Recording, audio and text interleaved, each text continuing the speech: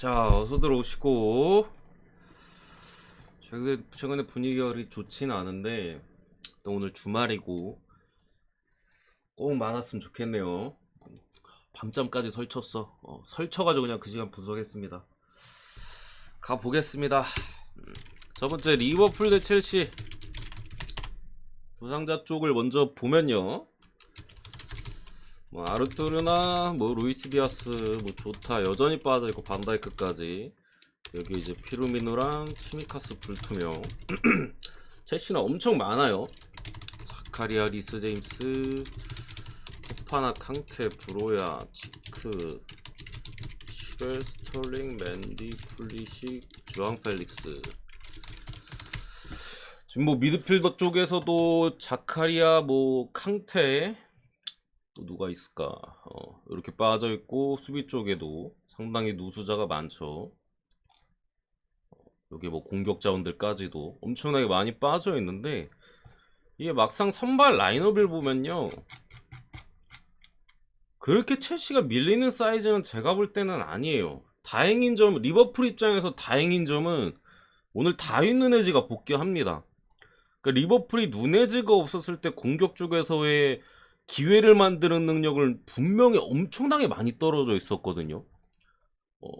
그 리그 경기에서 브라이튼전이나 또 컵 대회에서 울버햄튼전도 사실 뽀록골 하나 넣고 어떻게 울버가 찬스를 좀 날리고 리버풀이 잘 잠그면서 이렇게 승리를 챙겼었지, 누네즈가 없었을 때 리버풀이 앞선에서 만드는 찬스는 거의 뭐 없다시피 했었는데 오늘 돌아오는 부분은 그나마 다행인데, 어쨌든 양 팀의 문제는 기본적으로 골을 많이 놓쳐요.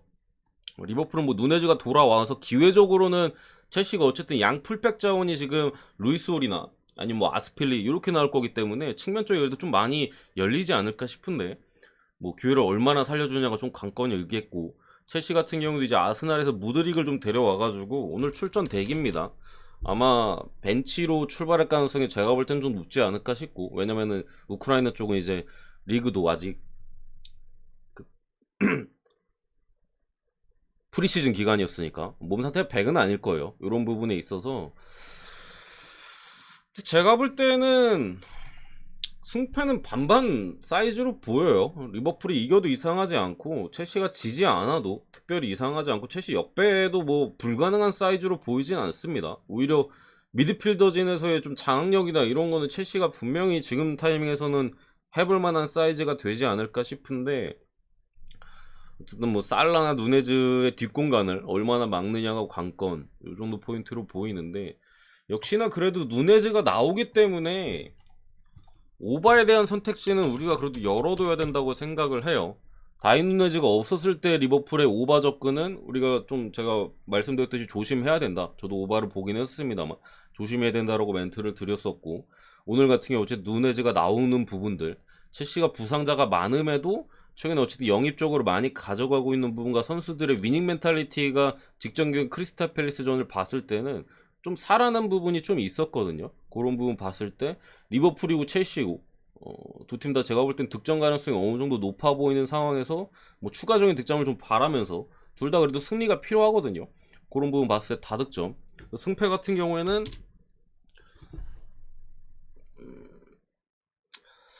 어쨌든 누네즈도 복귀전이고 첼시 쪽 자원들도 측면 수비 쪽이 조금 걱정되긴 하는데, 뭐 미드필더 쪽이나 뭐 무드릭이 어쨌든 후반에서 교체 들어가서 분위기도 바꿔줄 수 있고, 뭐 양 팀 다 수비가 문제라고 보이긴 하나 제가 볼 땐 리버풀 수비가 조금 더 급해 보여요.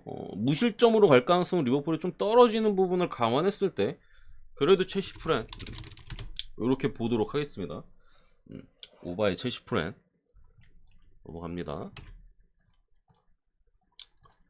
두 번째 라요 데 소시에다드. 여기도 이제 나름 빅매치죠. 라요는 이제 영입한 라울 데 토마스가 몸이 아직 100%가 아니어서 계속해서 좀 못 뛰고 있는 모습이고, 소시는 누수자가 좀 있어요.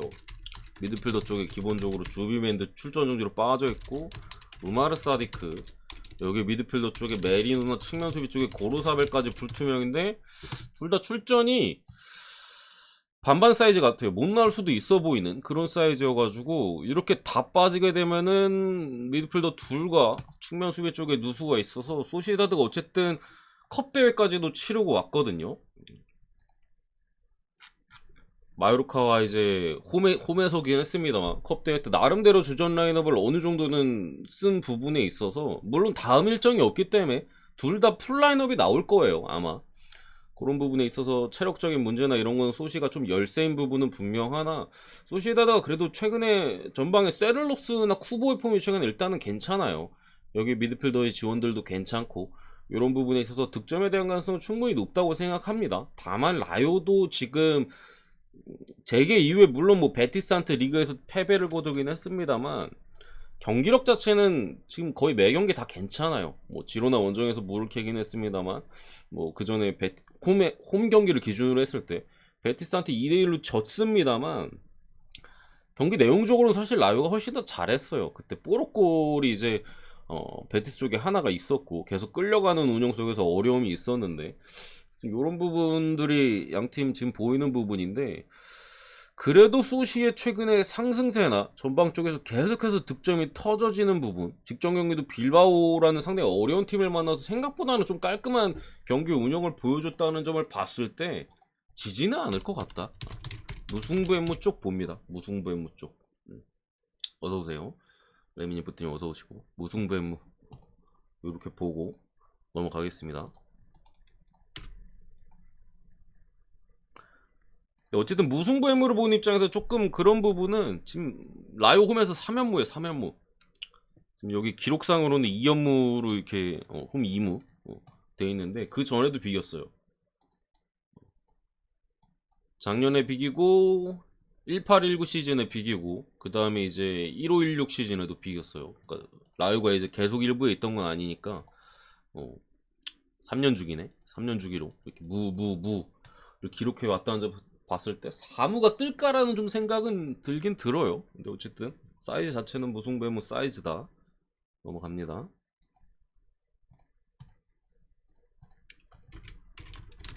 이거 왜 엘체로 돼 있냐? 베로나? 왜 엘체로 돼 있어? 뜬금없이 엘체가 나오네. 엘라스 베로나 대 레체.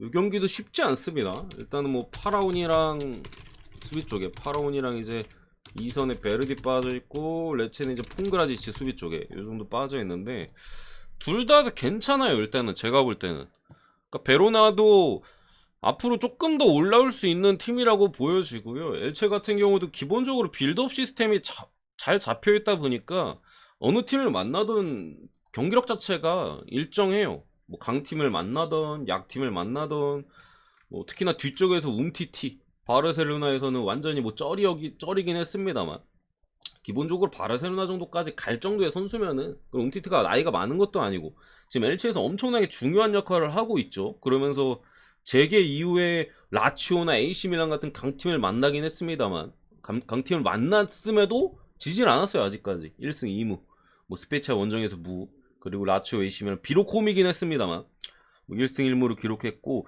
베로나 같은 경우에도 토리노 원정에서 상당히 좋은 경기력을 보여줬었고 그 다음에 홈에서 크레모네세를 가볍게 잡았고 인터밀란 원정에서도 뭐 골기회는 없긴 했습니다만 생각보다 잘 비비는 내용을 보여줬던 걸 봤을 때는 이거 조금 자꾸 엘체라 그러나요? 제가 엘체라 그랬어요. 어쨌든 그런 부분 레체를 엘체라 그랬나 보다. 어쨌든 그런 부분을 봤을 때 좀 박빙이 예상되긴 하는데 기본적으로 어쨌든 레체가 보여주는 경기력이 훨씬 더 긍정적인 부분이 있다고 생각을 해요. 어느 팀을 만나던 지지 않을 사이즈를 계속해서 보여주고 있는 경기력. 이게 뭐 뽀록이라고 저는 전혀 보이지 않고 경기를 잘합니다. 그런 부분에 있어서 베로나가 어쨌든 간에 전력은 떨어지는 팀이고 뭐 중간중간 이선 자원들이나 이런 애들은 좀 번뜩인 애들이 있어가지고 좋은 득점 장면도 뭐 크레모네스전에 만들긴 했습니다만 오늘은 그래도 레체가 프렌이라면은 프렌 접근이 맞아 보인다. 이렇게 보고 넘어가겠습니다.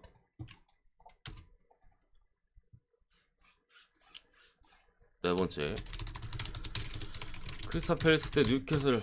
배가 고파서 그런가? 레체는 괜찮게 해요. 기본적으로 시스템이 잘 잡혀 있어. 후방에서의 빌드업 체계나 이런 것들이 생각보다 잘 잡혀 있더라고 경기를 봤을 때. 그리고 뉴캐슬인데 자 부상자가 왜 날라가 있냐. 어쨌든 크리스탈 팰리스는 직전경에 빠졌던 요아킴 앤더슨 또 빠집니다.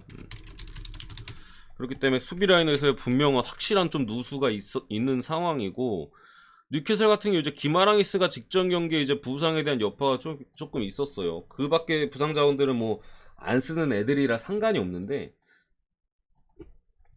둘이 합치면 일체라고. 기마랑이스가 이제 불투명인데, 이게 애매해. 불투명이잖아요. 그러니까 원래는 못 나오는 사이즈였어요. BBC에서도 그렇고 기마랑이스가 오늘 경기까지 준비가 안 될 것이다 라는 예측이 지배적이었는데, 복귀 나올 수 있다는 식의 기사들이, 최근 기사들은 나올 수 있다는 기사들이 많아요. 그만큼 복귀가 빠르다, 출전이 가능해 보인다 라는 좀 긍정적인 기사들이 나오고 있는 거를 봤을 때 나올 가능성이 좀 높지 않을까 생각하고요. 기본적으로 크리스탈 팰리스가 직전경기 맨유전에 물을 캐긴 했습니다만 여전한 공격 쪽에서의 답답함을 보였고, 뭐 수비적으로도 솔직히 단단하지 못했어요. 맨유가 이제 레시포드의 좀 탐욕적인 부분에 있어서 득점 찬스를 살리지 못했던 부분이 있는데, 여전히 제가 볼 때 크리스탈 팰리스의 경기력은 상당히 의문점이 많았고요. 뉴캐슬 같은 경우 뉴캐슬의 문제는 항상 그거예요. 전방에서 이제 골이 터지느냐 안 터지느냐. 경기력은 좋고 찬스도 잘 만들어요. 마무리가 근데 안 될 때가 종종 이번 재계하고 이후로는 조금 있고, 뭐 터질 때는 또 화끈하게 터져주는 뉴캐슬이긴 한데, 그게 뭐 왔다리 갔다리 하니까 뭐 지배적인 경기 운영이냐 수비 쪽에서 단단함은 확실해 보이지만, 골이 터질지 안 터질지가, 또 얼마나 터질지, 그런 부분이 조금 문제로 보이는데, 어쨌든 크리스탈 팰리스가 직전 주중 경기가 있었죠. 뉴캐슬 같은 경우는 뭐 그런 게 없었고, 이런 부분에 있어서 체력적인 부분도 훨씬 더 좋아 보이고, 오늘 또 기마랑이스가 출전이 가능하다 하면은 제가 볼 때는 일정상의 우위도 있고, 물론 뉴캐슬이 3일 뒤에 컵 대회가 있어요. 이게 걸려. 뉴캐슬 같은 경우 리그컵을 상당히 신경을 많이 쓰거든요. 왜냐면은 이거 반대편이 맨유랑 노팅엄이야. 근데 4강이거든요. 근데 뉴캐슬은 사우샘튼이랑 붙어요. 그렇기 때문에 욕심이 안 날 수가 없어. 맨유만 이거 사우샘 잡고, 물론 홈앤더 어웨이입니다. 사우샘 잡고 맨유만 잡아버리면 이제 또 컵을 하나 드는, 에디오 감독이 또 상당히 욕심을 많이 부리고 있는 타이밍이기 때문에 그런 부분이 조금 걱정되는 부분이 있긴 합니다만, 그래도 쿠펠은 일단 주중 경기를 뛰었고, 직전 경기 내용적인 부분을 봤을 때 아무것도 뭐가 없었다. 기바랑이스까지 출전이 가능하다 하면은 뉴캐슬 요 배당은 나쁘진 않다. 이게 뉴캐슬이 승이 불안하다 생각하시면 당연히 언더를 찍어야 됩니다. 나는 뉴캐슬 승이 불안해, 그러면은 크리스탈 팰리스가 2골 이상을 기록할 가능성은 제가 볼 때는 상당히 떨어져 있어요. 그렇기 때문에 난 뉴캐 좀 불안해, 항상 찬스가 많은 뭐에 골을 못 넣잖아, 이렇게 생각하시면은 언더를 찍어야 되는 그런 경기라고 생각합니다. 꾸르륵거려. 아침을 먹었는데 그러네. 점심을 안 먹어서 그런가? 넘어가겠습니다. 5번째, 레스터 대 브라이튼인데, 두 팀 다 어쨌든 이적 시장 자체는 조금, 레스터도 슬슬 이제 시동을 걸러는 것 같긴 해요. 아직까지 뭐 큰 사이닝은 없는데, 어쨌든 브라이튼은 최근에 트로사가 아스날로 떠났고, 그 브라 감독과 이제 불화가 있었던 핵심이잖아요. 트로사가 이제 아스날로 떠났고, 빠지는 선수 같은 경우에는 뭐 이렇게 빠집니다. 레스터는 똑같아요. 여전히 빠지는 애들. 그나마 다행인 점은 오늘 경기 제임스 매디슨이 좀 출전이 가능해 보이는 레스터의 상황이고, 뭐 듀스버리 홀도 좀 직전 경기 빠졌습니다만 오늘 경기 출전 일단 대기 느낌, 반반 사이즈. 이게 뭐 아요세 페레즈까지 불투명, 이 정도 떠 있는 것 같고요. 브라이튼은 이제 수비 쪽에 코럴, 좋은 선수인데 이제 불투명에 떠 있습니다. 어쨌든 트로사라는 공백이 있는 상황이긴 합니다만, 뭐 원래 트로사는 뭐 애초에 태업 때문에 한 2경기가 3경기 안 뛰었죠. 그런 부분이 있었는데,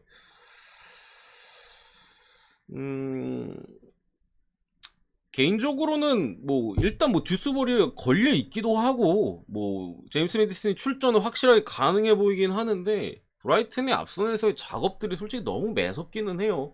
미토마가 워낙 잘해주고 있고, 또 젊은 공격수인 퍼거슨도 최근에 물론 직전 경기는 좀 부진하긴 했습니다만 최근에 득점포를 가동하고 있는 상황에서 데니엘 벨까지 또 복귀를 했습니다. 이런 부분들 뭐 미드필더 쪽에서 뭐 카이세도 같은 애들이 이적설이 나오고 있긴 합니다만 여전히 뭐 다 오늘 경기 출전이 가능한 상황에서 솔직히 원정에서 1.9배면은 배당 메리트는 솔직히 크게 있어 보이진 않거든요. 그래도 레스터인데 2점대는 받아야지. 정배 받는 것도 좀 그런데 2점대는 받아야 된다고 생각하는데 그래도 브라이튼의 기세가 너무 매섭긴 하다. 레스터가 여전히 복귀자들이 있긴 합니다만 그래도 삼성 쪽에 수말이 빠져 있고 수비 쪽에서도 계속해서 좀 실수나 이런 부분이 나오고 있다라는 점, 이런 걸 봤을 때는 그래도 브라이튼 승 쪽을 보고 어느 번 다득점 보겠습니다. 어쨌든 레스터도 계속해서 어쨌든 뭐 실점이 있다라는 부분이나 브라이튼도 확실하게 공격 쪽에서 재개 이후에 계속해서 골을 뽑아주고 있고 그래도 메디슨이 돌아오는 점을 봤을 때 레스터 역시도 득점에 대해서는 충분히 열어둔 거를 봤을 때 열어둬야 된다는 걸 봤을 때 뭐 승 오바 이런 쪽으로 보고 넘어가겠습니다.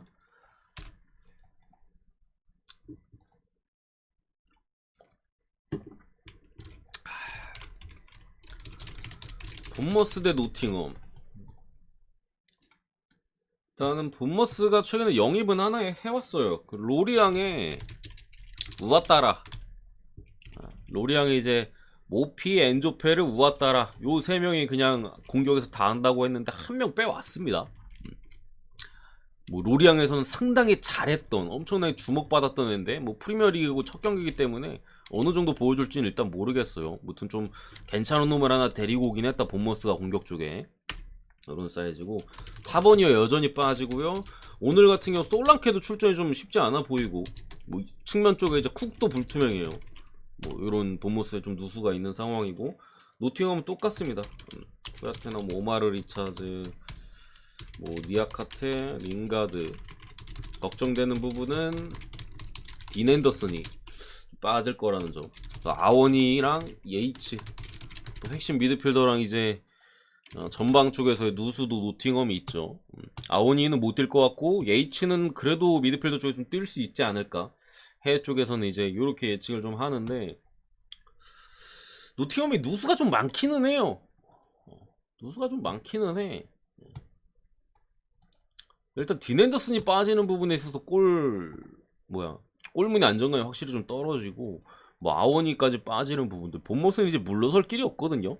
저는 물론 본머스가 이대로 쭉 가라앉아서 강등까지 그냥 직행 열차를 탔다고 생각은 합니다만 어쨌든 우아따라를 영입을 한 부분은 솔직히 좀 매섭긴 합니다. 좀 매섭긴 해.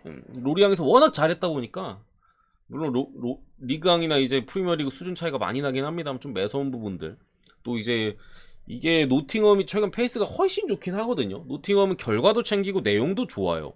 내용도 좋아. 이게 뽀록이 아니야. 내용이 좋아요 지금. 그런 부분이어서 그냥 솔직히 딱 봤을 때 그냥 노팅엄 프렌이요. 그냥 뭐 볼 것도 없어요. 노팅엄 프렌인데 어쨌든 2부에서 올라온 애들끼리 붙는 매치이기 때문에 솔직히 본머스도 나름 할만하다는 입장일 겁니다. 노팅엄이 전력이 사실 그렇게 강한 건 아니고 이런 부분에 있어서 그런 부분에 있어서 조금 프렌을 좋아 보이긴 합니다만 좀 걱정이 되고 언더를 보긴 합니다만 말씀드렸죠. 본머스가 노팅엄 상대로 그 두려움은 없을 거예요. 어차피 2부에서 올라온 애들이기 때문에 뭐 그제 본 놈들이야.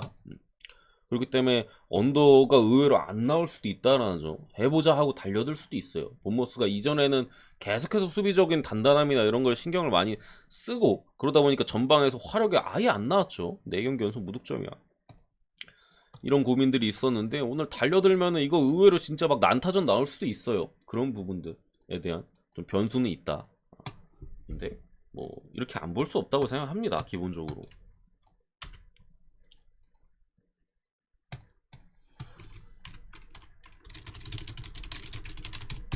에스파뇰 대 베티스. 에스파뇰 일단 백업 쪽이 좀 빠져요. 바레나 페드로서 장기 부상인데 이제 복귀 좀 하려는 것 같고 멜라메드도 불투명. 미드필더 쪽에 베티스는 펠리페 출전 정지인데 베티스가 일단은 직전 경기 때는 잠시만 이거 다시 한번 확인해보자. 직전 경기 때는 좀 뭐 나빌 페킬이나 이런 자원들이 출전이 어려웠었는데 뛸 수 있는 것 같아요. 지금 보니까 뭐 잔부상이었는지 뭐 큰 부상은 아니었던 것 같긴 하거든요. 우선 출전이 가능해 보여서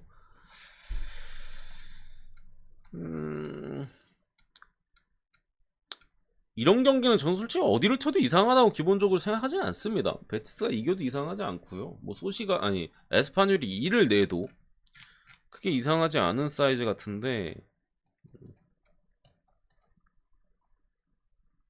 일단 배당적인 부분도 베티스가 상당히 높게 받은 부분이 일단 걸리고 경기력 자체도 베티스가 그렇게 좋지는 않아요. 또 직전 컵 대회에서 오사수나와의 이제 연장 승부까지 이제 펼쳐졌던 접전이 있었기 때문에 분명히 체력적으로도 선수들이 조금 그때 당시 베티스가 부상자도 있고 뎁스가 좋지가 않았거든요.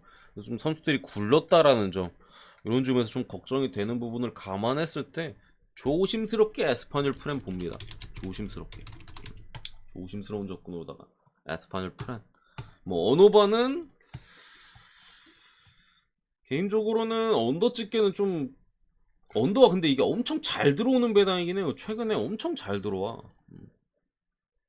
최근에 20번 동안 2번밖에 안 불어줬어요. 언더가 20번 중에 2번. 그럼 확률이 몇 %? 90%잖아. 최근 20번 90% 확률인데 그러니까 다 갔다 하면 들어오는 배당이긴 한데 글쎄요, 두 팀 매치 성향상 제가 볼 때 한 팀이 2대1로 이겨도 전혀 문제될 게 없다. 어쨌든 에스파뇰도 꾸준하게 실점을 하고 있는 팀인데 뭐 꾸준하게 득점도 올리고 있거든요. 최근에는 또 공격력이 좀 살아난 모습이 확실히 보여주고 있고 이런 부분 봤을 때 뭔가 배당은 잘 들어오는 배당이긴 한데 언더가 쫄린다. 그래서 뭐 굳이 보면 오반데 그냥 넘어가겠습니다. 그런 부분 때문에 8번째 개똥대 똥입니다. 이거는 제 개인적으로는 뭐 웨스트햄은 누수도 있고 플러스 그러니까 들어오는 애들도 있고 누수도 있어요. 일단 누수는 수비 쪽에 도슨이 울버햄튼으로 떠났습니다. 울버로 떠났고요. 그리고 스카마카가 출전 불가합니다. 여기 이제 코르네 여전히 부상이고 대신 이제 데닉스가 일로 왔고요. 데닉스가 그 에스턴 빌라에서 웨스트햄으로 넘어와서 오늘 출전 대기.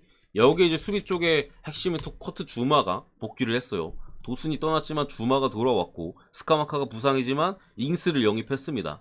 이런 부분이 지금 웨스트햄에 어쨌든 있는 거고요.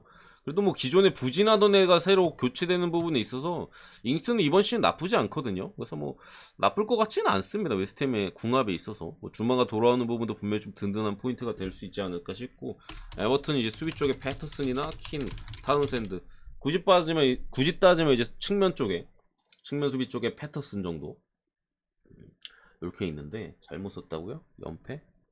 뭐 잘못 쓴 거지? 이거 3연패? 맞는데? 웨스트햄 지금 홈 3연패. 그런 사이즈인데 어차피 똥대 똥이거든요. 지금 둘 다 못해요. 웨스트햄도 경기력이 안 좋고요. 에버튼은 뭐 말할 것도 없고요. 둘 다 안 좋은데 어쨌든 웨스트햄 쪽에 뭐 데닝스의 가세나 주마의 복귀 이런 부분에 조금 더 힘이 실리는 부분도 있고 홈인 부분들 특히나 저는 개인적으로 램파드 반대는 신앙이라고 생각하거든요. 아무리 지금 웨스트햄이 안 좋아도 그래도 믿을만한 선수들은 웨스트햄이 훨씬 더 많고 에버튼은 기본적으로 램파드 감독에 대한 신뢰가 아예 없어요. 선수단 구성 자체는 그렇게 나쁘지는 않은데 경기력이 웨스트햄은 그래도 상대가 조금 매서웠던 느낌은 있어요. 붙었던 상대를 봤을 때는 뭐 직전 경기 이제 울버 원정에서 뭐 한 골 먹고 그냥 끝났고 그 전에 뭐 리즈와 2대1로 이기고 있었습니다만 한 골 먹고 졌고 그 전에 잘 나가는 브렌트포드한테 일격을 맞았고 그 전에 아스날이었어요. 에버튼은 직전 경기 뭐 사우스햄튼까지도 못 이기면서 수비 자체도 박살나 있는데 공격력도 처참해. 어떻게 한 골씩 어떻게 뽑았나 모르겠는데 뭐 거의 처참한 수준. 이미 게임이 끝난 상황에서 뭐 넣거나 그런 분위기여서 이게 무승부의 뭐 아니면은 이런 경기는 웨스트햄 승을 가야 되거든요. 그러니까 웨스트햄을 못 믿겠으면 이렇게 찍는 거고 아니면 언더나 웨스트햄 이게 웨스트햄 못 이기면 언더 뜰 확률이 상당히 높거든요. 0대0 1대1 무로. 그래서 웨스트햄 못 믿겠다 싶으면 이렇게 찍는 거고, 그래도 믿겠다 싶으면 이렇게 찍는 접근이 보여지는데, 어쨌든 저는 뭐 어느 쪽으로 가든 언더는 보고요. 무승부면 웨스트햄 승은 솔직히 고민을 되게 많이 했고, 지금도 좀 고민이 되긴 해요. 한쪽을 정하긴 했는데 뭐 확실하다 그런 느낌은 아니고, 그래도 저는 에버튼 반대 느낌에 이렇게 봅니다. 좀 믿을만한 선수들은 웨스트햄에 훨씬 더 많은 건 사실이고, 경기력 자체도 뭐 둘 다 안 좋긴 한데 웨스트햄이 좀 더 나아요. 뛰는 거 보면은 뭐 보여주는 모습들은 확실히 더 있고, 그리고 영입된 선수들도 훨씬 더 매섭기 때문에 그래도 여기서 끊지 않을까. 에버튼 상대로 램포드 감독은 제가 볼 때 한 경기, 다음 경기나 요 경기나 다음 경기 정도 선에서 경질이 되지 않을까, 그런 사이즈로 이렇게 봅니다. 넘어가겠습니다. 나폴리 승. 나폴리가 흡이차가 오늘 경기 못 뛰는 것 같거든요. 흡이차가 부상으로 좀 불투명 사이즈 내지 이제 출전이 어려울 것 같은데, 직전 경기 아탈란타와의 매치업 때 말씀드렸듯이 살레르니가 너무 안 좋아. 너무 안 좋아요. 비록 이제 나폴리도 컵 대회에서 뭐 크레모네세랑 연장 승부까지 거쳐 왔던 부분들, 분명히 체력적인 부분은 좀 더 문제가 있을 법한데, 살레르니 경기력을 봤을 때는 뭐 일반승은 해줄 것 같아요. 솔직히. 근데 핸디는 뭐 흡이 차도 없고 체력적인 문제 이런 부분을 봤을 때 뭐 확실하다 뭐 그런 사이즈까지는 모르겠는데, 살레르니의 수비적인 조직력이나 이런 걸 감안했을 때 이겨주긴 할 것 같습니다. 너무 심각하긴 해요. 넘어갑니다. 뭐야 이거 했잖아. 여기까지고,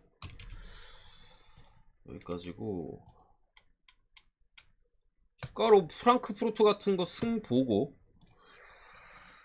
나머지는 유니온 베를린 좀 조심해야 될 것 같고요. 여기에 피오렌티나나 세비야는 둘 다 지지는 않을 것 같아서 둘 다 무승부 햄무, 요 정도 느낌입니다. 여기까지.